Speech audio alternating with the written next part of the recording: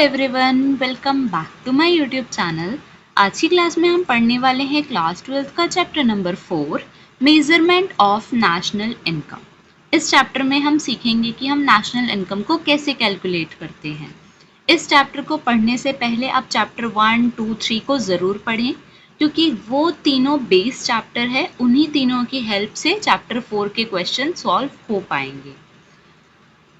Methods of measuring national income. 3 methods होते हैं national income को कैलकुलेट करने के।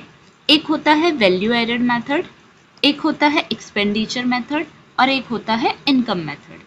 वैल्यू एडेड मेथड में हमारे आउटपुट और प्रोडक्शंस, इंटरमीडिएट कंजम्पशंस, कॉन्ट्रीब्यूशंस, ये सारी चीज़ें आती हैं। एक्सपेंडिचर मेथड में वो सारे एक्सपेंडिचर आते हैं जो कि हमने किए हों या गवर्नमेंट ने किए हों या इंपोर्ट एक्सपोर्ट पे हुए हों या इन्वेस्टमेंट में हुए हों। इनकम मेथड में जितने भी फैक्टर सर्विसेज से इनकम जनरेट होती है वो सारी किसमें आती है? इनकम मेथड में। अब इन तीनों मेथड को एक एक करके देखेंगे कि इन तीनों मेथड्स में है क्या, कैसे इसमें फॉर्मूला यूज होता है, कैसे ये सॉल्व होते हैं। सबसे पहले value added method. Value added method जैसा कि हमने पढ़ा कि ये एक तरीके का कंट्रीब्यूशन होता है प्रोडक्शन से और आउटपुट से, ठीक है।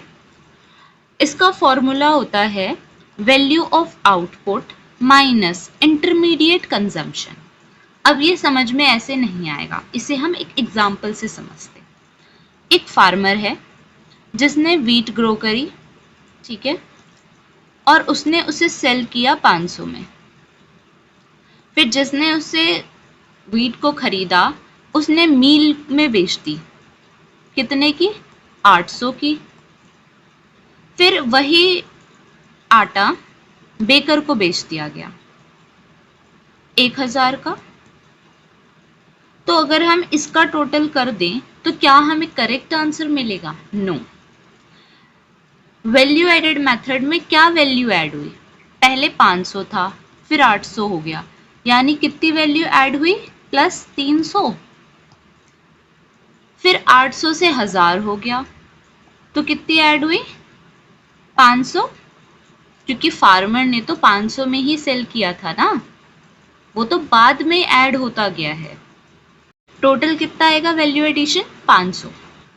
तो वैल्यू एडेड मेथड को हम ऐसे ही करते हैं कि कितना वैल्यू है आउटपुट का और उसमें से इंटरमीडिएट कंजम्पशन कितना है उसको माइनस करके। अब अगर हमें क्वेश्चन में वैल्यू ऑफ आउटपुट डायरेक्टली ना दे रखा हो तो हम कैसे सॉल्व करेंगे? इसके लिए कुछ फॉर्मूलाज हैं। पहला, sales plus change in stock. Change in stock हम निकालते हैं closing stock minus opening stock, ठीक है।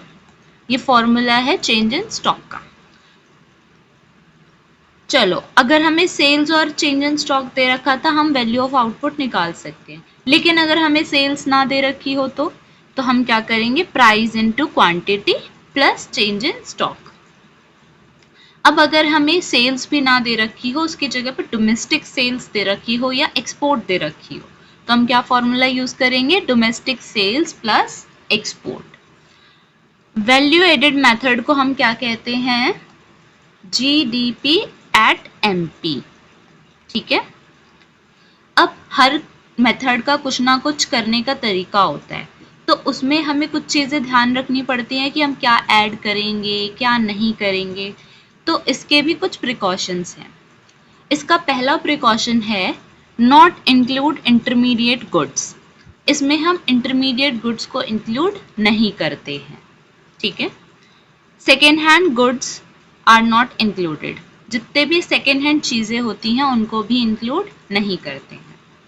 Domestic services are not included like house hold work, ठीक है।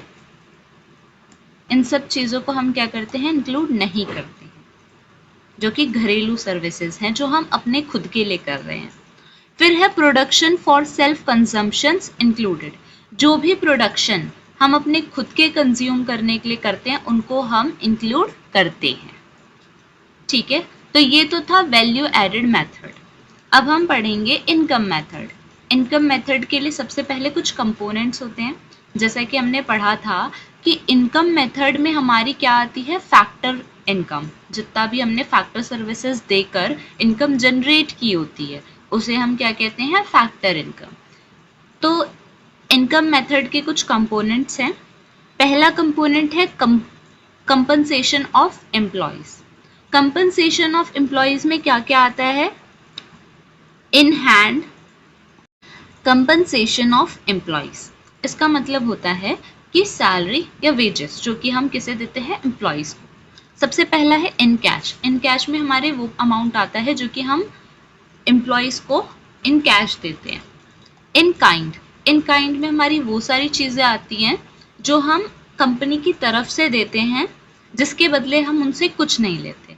लाइक अगर आप किसी कंपनी में वर्क कर रहे हैं तो वहाँ पे आपको मॉर्निंग का ब्रेकफास्ट उनकी तरफ से हो, तो ये इन काइंड है। इसके बाद है एम्प्लॉयर्स कॉन्ट्रीब्यूशन। इसमें आ जाता है हमारा पीएफ, प्रोविडेंट फंड कटता है ना हमारे सैलरी में से, तो ये वो है। फिर है रेंट एंड रॉयल्टी। जो भी हमारा हाउस है उसको अगर हम रेंट पे दे दें तो हमारा रेंट जनरेट होता है, तो ये वो है।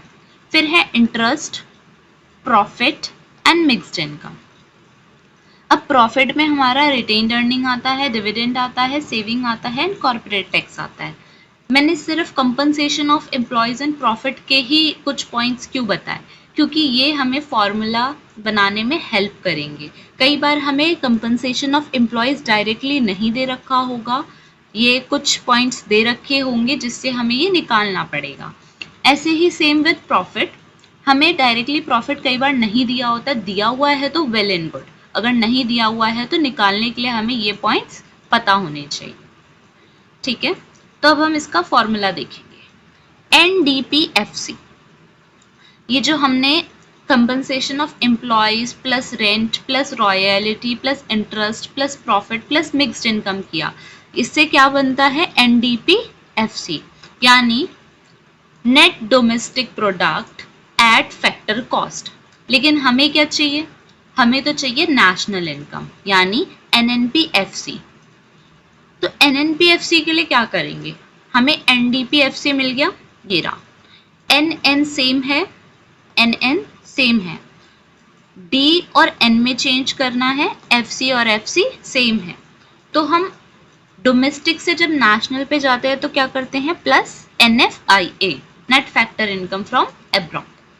तो ये क्या हो गया, ये नेशनल इनकम का फॉर्मूला हो गया। किस मेथड से, इनकम मेथड से। कई बार हमें रेंट, रॉयल्टी, इंटरेस्ट, प्रॉफिट नहीं दे रखा होता, उसकी जगह पे क्या दे रखा होता है, ऑपरेटिंग सरप्लस। तो ऑपरेटिंग सरप्लस का क्या मतलब है कि रेंट, रॉयल्टी, इंटरेस्ट और प्रॉफिट उसमें ऑलरेडी एडेड है। ठीक है, अब जैसे कि वैल्यू एडेड मेथड के भी कुछ प्रिकॉशंस थे, कुछ ना कुछ चीज़ें ध्यान में रखते हुए करना है हमें, तो इसके भी कुछ प्रिकॉशंस है। इसका प्रिकॉशन है indirect taxes, shares and bonds, transfer income, second hand goods, windfall gains and payments out of past saving are not included. मतलब इनडायरेक्ट टैक्सेस इंक्लूड नहीं है, शेयर्स एंड बॉन्ड्स को भी इंक्लूड नहीं करना है, ट्रांसफर इनकम यानी जो इनकम बिना काम किए हुए उसे भी इंक्लूड नहीं करना है, सेकेंड हैंड गुड्स को भी इंक्लूड नहीं करना है, विंड गेन्स, विंड गेन्स का मतलब क्या होता है, विंडफॉल गेन्स, विंडफॉल गेन्स वो गेन्स होते हैं जो हमें एकदम से सडनली हो जाए, जैसे लॉटरी जीत जाना। ठीक है, and payments out of past saving, यानी पहले की सेविंग्स में से पेमेंट्स करना। तो ये सारी चीज़ें हम इनकम मेथड में इंक्लूड नहीं करते हैं, नॉट इंक्लूडेड। ठीक है, इसके बाद नेक्स्ट मेथड है एक्सपेंडिचर मेथड एंड ये लास्ट मेथड है। ठीक है, the expenditure made on final goods and services during a year. किसी भी फाइनल गुड और सर्विस पे एक्सपेंडिचर करना, उसको हम क्या कहते हैं, एक्सपेंडिचर यानी फाइनल एक्सपेंडिचर। फाइनल एक्सपेंडिचर को हम GDP एट MP भी कहते हैं। अब एक्सपेंडिचर मेथड्स के लिए भी हमें कुछ कंपोनेंट्स पता होने चाहिए, क्योंकि हम उन्हीं कंपोनेंट्स से क्या बनाएंगे, फॉर्मूला बनाएंगे। पहला है प्राइवेट फाइनल कंजम्पशन एक्सपेंडिचर, इसे शॉर्ट फॉर्म में PFCE भी लिख सकते हैं, ठीक है। प्राइवेट फाइनल कंजम्पशन एक्सपेंडिचर में वो सारे एक्सपेंडिचर्स आते हैं जो कि हमने किए हैं, ठीक है। फिर नेक्स्ट है government final expenditure consumption expenditure, जिसे हम GFCE भी कहते हैं। गवर्नमेंट फाइनल कंजम्पशन एक्सपेंडिचर में वो सारे एक्सपेंडिचर्स आते हैं जो गवर्नमेंट हमारे लिए करती है, ठीक है। फिर है ग्रॉस डोमेस्टिक कैपिटल फॉर्मेशन, जिसे हम GDPFC भी लिखते हैं, ठीक है। और लास्ट है नेट एक्सपोर्ट्स, इसमें हमारा क्या होता है, एक्सपोर्ट माइनस इंपोर्ट, जिससे हमारा क्या निकलेगा, नेट एक्सपोर्ट। अब हमें कंपोनेंट्स तो पता चल गए, इससे फॉर्मूला बना लेते हैं। एक्सपेंडिचर मेथड को हमने ऊपर ही देखा कि हम उसे GDP-MP कहते हैं। तो GDP-MP is equal to private final consumption expenditure plus government final consumption expenditure plus gross domestic capital formation plus net export, ठीक है। तो ये तो हो गया GDP-MP का फॉर्मूला। अब GDP-MP से हमें तो नेशनल इनकम चाहिए। नेशनल इनकम के लिए क्या करेंगे, नेशनल इनकम को हम क्या लिखते हैं, NNP-FC। तो NNP-FC is equal to GDP-MP। अब यहाँ पे तो ग्रॉस में है और यहाँ पर नेट में है, तो ग्रॉस से नेट पे जाने के लिए क्या करते हैं, माइनस डेप्रिसिएशन। फिर यहाँ पे डोमेस्टिक में है और यहाँ पे नेशनल में है, डोमेस्टिक टू नेशनल जाएंगे तो प्लस NFI है। फिर फैक्टर कॉस्ट और मार्केट प्राइस का है, तो मार्केट प्राइस से फैक्टर प्राइस पे जाने के लिए क्या करेंगे, minus net indirect taxes minus NIT। तो ये हमारा किसका फॉर्मूला बन गया, नेशनल इनकम का। अब प्रिकॉशंस, यहाँ पे भी हमें कुछ चीज़ों को ध्यान में रखना होता है, जैसे intermediate goods, transfer income, second hand goods, expenditure on shares and bonds are not included. इसमें हम इंटरमीडिएट गुड्स और transfer income, second hand goods और जो भी एक्सपेंडिचर हमारा शेयर्स एंड बॉन्ड्स पे हुआ होता है उन सब चीज़ों को इंक्लूड नहीं करते हैं। लेकिन दो चीज़ें हम इंक्लूड भी करते हैं, कमीशन और वो प्रोडक्शन जो हमने अपने लिए किया हो, ठीक है। तो इन सारे प्रिकॉशंस को ध्यान में रखते हुए हमें सारे मेथड्स को करना होता है। अब आगे हम देखेंगे नेशनल इनकम को हम किस दो तरीके से मेज़र करते हैं। एक तो होता है जब हम उसके करंट प्राइस पे उसको मेज़र करें, और एक होता है जब हम उसके कांस्टेंट प्राइस यानी कोई बेस ईयर सिलेक्ट कर लिया, उसके प्राइसेस से हमने नेशनल इनकम को मेज़र किया। तो जब हम करेंट प्राइसेस पे मेज़र करते हैं उसे हम क्या कहते हैं, नॉमिनल इनकम। इसमें हम जो भी प्राइस लेते हैं वो करेंट ईयर का होता है और इससे हमें किसी भी प्रकार का एक्चुअल ग्रोथ नहीं पता चलता। इसका फॉर्मूला होता है current price into current quantity. वहीं दूसरी तरफ कांस्टेंट प्राइस देख लेते हैं, इसको हम रियल इनकम कहते हैं। रियल इनकम क्यों कहते हैं, क्योंकि ये हमारी एक्चुअल ग्रोथ को रिफ्लेक्ट करता है। इसे हम मेज़र करते हैं बेस ईयर के प्राइस पे, यानी हमने कोई भी बेस ईयर ले लिया, मान लो 2015 को हमने बेस ईयर ले लिया, तो हम उसके प्राइस से करेंट क्वांटिटी को मल्टीप्लाई करके देखते हैं। तो इसका फॉर्मूला होता है base year price into current quantity. इसके बाद है nominal GDP and real GDP. Nominal GDP and real GDP ये दोनों सेम है, जैसे हमने नॉमिनल इनकम पढ़ी और रियल इनकम पढ़ी, सेम वैसे ही हैं ये भी। नॉमिनल जीडीपी का फॉर्मूला होता है real GDP into price index upon में 100, और रियल जीडीपी का क्या फॉर्मूला होता है, nominal GDP divided by price index into 100। अब ये प्राइस इंडेक्स क्या है, प्राइस इंडेक्स फॉर्मूले में पढ़ लिया, प्राइस इंडेक्स को समझते हैं। तो प्राइस इंडेक्स हमें बताता है कि कितनी महंगाई बढ़ रही है, ठीक है। तो इसे हम जीडीपी डिफ्लेटर भी कहते हैं। It measures the average level of prices of all the goods and services that make up GDP। मतलब ये हमें एवरेज प्राइसेस बताता है गुड्स एंड सर्विसेज की। इसका फॉर्मूला है नॉमिनल जीडीपी अपॉन में real GDP into 100। Price index help करता है इन्फ्लेशन के इफेक्ट को हटाने में और रियल जो भी चेंजेस हैं फिजिकल आउटपुट में वो दिखाने में। इसी के साथ ये चैप्टर होता है खत्म। आई होप आपको सारे ही पॉइंट्स बहुत अच्छे से समझ में आए होंगे। इस पीडीएफ के लिए ज्वाइन करें मेरे टेलीग्राम चैनल को, और अगर आप चाहते हैं कि मैं ऐसा ही एक वीडियो न्यूमेरिकल्स के लिए भी बनाऊं तो प्लीज कमेंट न्यूमेरिकल्स।